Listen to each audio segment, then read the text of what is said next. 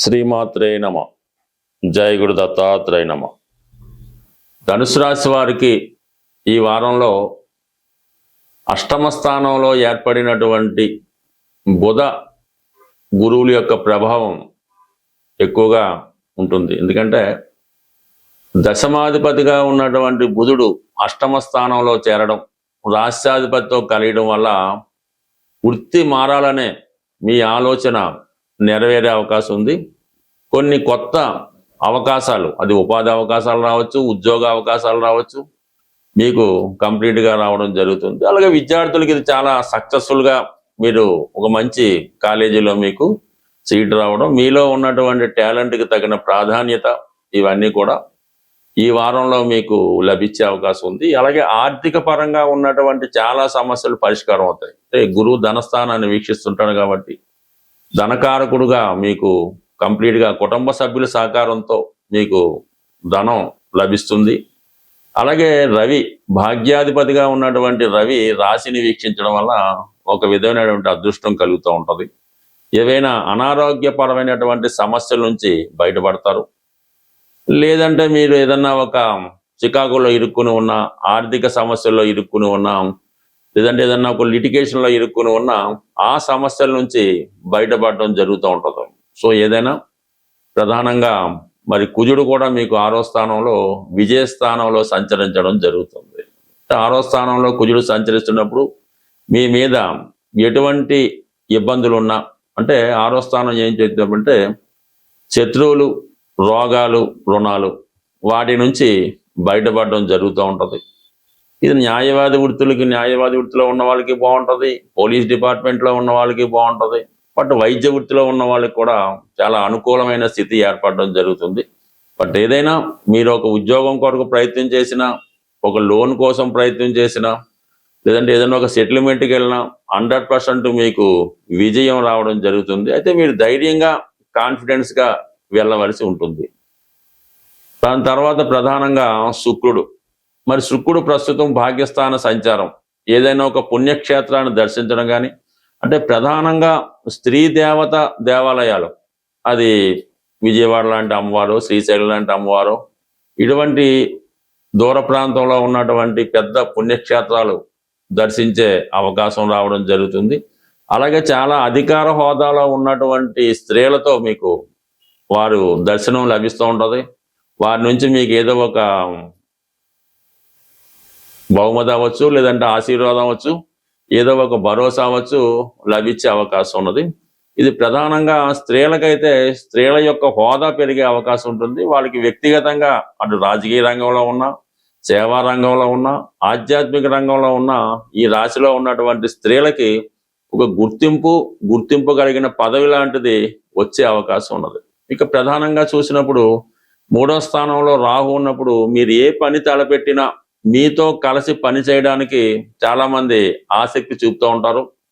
So అలాగే ఇవన్నీ అనుకూలంగా ఉన్నప్పుడు కూడా ఒక్క 4వ స్థానంలో ఉన్నటువంటి శని భగవానుడే మీకు చాలా వరకు ఇబ్బంది పెడతా ఉంటాడు, మానసిక ఆందోళన కలిగిస్తూ ఉంటాడు. మనసు కష్టం కలిగించే విషయాలు కుటుంబంలో జరుగుతూ ఉంటాయి. బట్ కావలసిన వాళ్ళే విభేదిస్తూ ఉంటారు. ఇవన్నీ కూడా మీకు ఒక్క అష్టమ శని ప్రభావం నుంచి మీరు తప్పించుకోగలిగితే, అంటే ఇంచుమించుగా మీరు శని భగవాన్ని ప్రతినిత్యం ఏదైనా దేవాలయం, అంటే ఏ దేవాలయం అయినా పర్లేదు, ప్రధానంగా శీఘ్రంగా ఫలితాన్ని ఇచ్చే దేవాలయం ఆంజనేయ స్వామి కాబట్టి, అలాగే మీకు భాగ్యాధిపతి సూర్య భగవానుడు కాబట్టి, మరి ఏదైనా రామాలయం, లేదంటే ఆంజనేయ స్వామి, శ్రీరాముడు, రామరక్షా స్తోత్రం, ఇవన్నీ పఠించడం వల్ల మరింత వేగంగా మీ యొక్క అభివృద్ధి అన్నది రావడం జరుగుతూ ఉంటుంది. అలాగే ఈ వారం ప్రధానంగా గ్రహాలన్నీ కూడా 3, 9 స్థానాల మధ్య రావడం జరిగింది.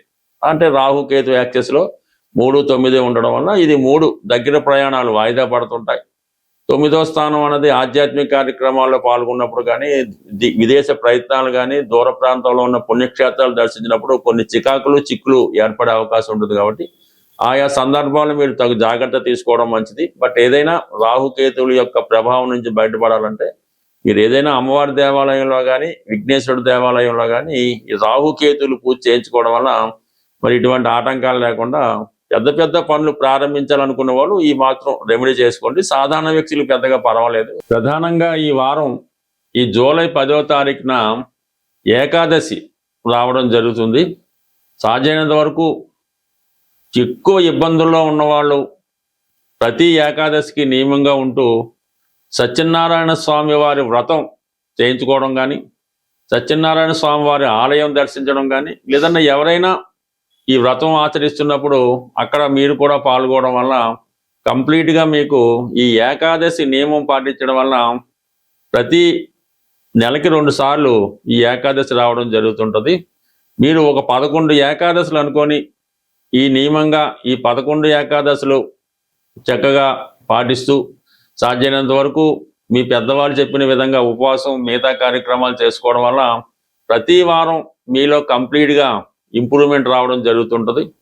అలాగే మరి ఆ ఏకాదశి రోజు విష్ణు సహస్రనామ పారాయణ చేసుకోవడం వల్ల కూడా మీ జీవితంలో మంచి మార్పుకి కారణమవుతుంటుంది. అంటే ఏదైనా ఒక క్రియ, మనం శనివారం దేవాలయానికి వెళ్తున్నాం, మంగళవారం హనుమాన్ దేవాలయానికి వెళ్తున్నాం, అలాగే ఈ ఏకాదశి నాడు ఈ విష్ణుమూర్తి ఆలయాన్ని దర్శించడం వల్ల ఏదైనా ఒక కార్యక్రమం కంటిన్యూగా చేయడం వల్ల దాని ప్రభావం రావడం జరుగుతుంటుంది. అంతే తప్ప ఏదో నెలకోసారో వారానికోసారో ఆ విధంగా వెళ్ళడం వల్ల ఏ ప్రయత్నం జరగదు. ఏదైనా మనం స్వామి అయ్యప్ప దగ్గరికి వెళ్ళినప్పుడు ఒక 41 రోజులు దీక్ష తీసుకుంటాం. అలాగే మీరు ఒక 11 ఏకాదశులు ముందు అనుకోండి, దాని ప్రభావం మీకు 100% కనబడుతుంది. దాని తర్వాత మీ జీవితాంతం కంటిన్యూ చేసుకోవడం వల్ల మీ జీవితంలో గొప్ప మార్పు, గొప్ప అభివృద్ధి మీకు మీ జీవితంలో తప్పకుండా రావడం జరుగుతుంటుంది. అలాగే కంపల్సరీగా ఏకాదశితో పాటు ఆదివారం అన్నది చాలా ఇంపార్టెంట్. ఎట్టి పరిస్థితుల్లో కూడా అది ఈ పండగ రాని రాకపోనివ్వండి, ఆదివారం రోజు మాత్రం కంప్లీట్గా ప్రతి ఒక్కరూ మన హిందూ ధర్మం ప్రకారం నియమంగా ఉంటూ సూర్యుని యొక్క ఆరాధన చేసుకోవడం వల్ల, పెద్దవారిని గౌరవించడం వల్ల కంప్లీట్గా మీకు ఏ దేవాలయానికి వెళ్ళక్కర్లేదు, మీరు ఎక్కడికి వెళ్ళక్కర్లేదు. కేవలం ఆదివారాలు చేయడం వల్ల, కేవలం ఒక 7 ఆదివారాలు కంప్లీట్గా చేసుకుంటే ఆటోమేటిక్గా దానికి అదే అలవాటు అవుతుంది. ప్రతి వారం మీలో ఇంప్రూవ్మెంట్ కనబడుతుంది. ప్రధానంగా ఈ వారం ఈ జూలై 10వ తారీఖున ఏకాదశి రావడం జరుగుతుంది. సాధ్యమైనంత వరకు ఎక్కువ ఇబ్బందుల్లో ఉన్నవాళ్ళు ప్రతి ఏకాదశికి నియమంగా ఉంటూ సత్యనారాయణ స్వామి వారి వ్రతం చేయించుకోవడం కానీ, సత్యనారాయణ స్వామి వారి ఆలయం దర్శించడం కానీ, లేదన్నా ఎవరైనా ఈ వ్రతం ఆచరిస్తున్నప్పుడు అక్కడ మీరు కూడా పాల్గొనడం వల్ల కంప్లీట్గా మీకు ఈ ఏకాదశి నియమం పాటించడం వల్ల ప్రతి నెలకి 2 సార్లు ఈ ఏకాదశి రావడం జరుగుతుంటుంది. మీరు ఒక 11 ఏకాదశులు అనుకొని ఈ నియమంగా ఈ 11 ఏకాదశులు చక్కగా పాటిస్తూ సాధ్యమైనంత వరకు మీ పెద్దవాళ్ళు చెప్పిన విధంగా ఉపవాసం మిగతా కార్యక్రమాలు చేసుకోవడం వల్ల ప్రతి వారం మీలో కంప్లీట్గా ఇంప్రూవ్మెంట్ రావడం జరుగుతుంటుంది. అలాగే మరి ఆ ఏకాదశి రోజు విష్ణు సహస్రనామ పారాయణ చేసుకోవడం వల్ల కూడా మీ జీవితంలో మంచి మార్పుకి కారణమవుతుంటుంది. అంటే ఏదైనా ఒక క్రియ, మనం శనివారం దేవాలయానికి వెళ్తున్నాం, మంగళవారం హనుమాన్ దేవాలయానికి వెళ్తున్నాం, అలాగే ఈ ఏకాదశి నాడు ఈ విష్ణుమూర్తి ఆలయాన్ని దర్శించడం వల్ల ఏదైనా ఒక కార్యక్రమం కంటిన్యూగా చేయడం వల్ల దాని ప్రభావం రావడం జరుగుతుంటుంది. అంతే తప్ప ఏదో నెలకోసారో వారానికోసారో ఆ విధంగా వెళ్ళడం వల్ల ఏ ప్రయత్నం జరగదు. ఏదైనా మనం స్వామి అయ్యప్ప దగ్గరికి వెళ్ళినప్పుడు ఒక 41 రోజులు దీక్ష తీసుకుంటాం. అలాగే మీరు ఒక 11 ఏకాదశులు ముందు అనుకోండి, దాని ప్రభావం మీకు 100% కనబడుతుంది. దాని తర్వాత మీ జీవితాంతం కంటిన్యూ చేసుకోవడం వల్ల మీ జీవితంలో గొప్ప మార్పు, గొప్ప అభివృద్ధి మీకు మీ జీవితంలో తప్పకుండా రావడం జరుగుతుంటుంది. అలాగే కంపల్సరీగా ఏకాదశితో పాటు ఆదివారం అన్నది చాలా ఇంపార్టెంట్. ఎట్టి పరిస్థితుల్లో కూడా అది ఈ పండగ రాని రాకపోనివ్వండి, ఆదివారం రోజు మాత్రం కంప్లీట్గా ప్రతి ఒక్కరూ మన హిందూ ధర్మం ప్రకారం నియమంగా ఉంటూ సూర్యుని యొక్క ఆరాధన చేసుకోవడం వల్ల, పెద్దవారిని గౌరవించడం వల్ల కంప్లీట్గా మీకు ఏ దేవాలయానికి వెళ్ళక్కర్లేదు, మీరు ఎక్కడికి వెళ్ళక్కర్లేదు. కేవలం ఆదివారాలు చేయడం వల్ల, కేవలం ఒక 7 ఆదివారాలు కంప్లీట్గా చేసుకుంటే ఆటోమేటిక్గా దానికి అదే అలవాటు అవుతుంది. ప్రతి వారం మీలో ఇంప్రూవ్మెంట్ కనబడుతుంది.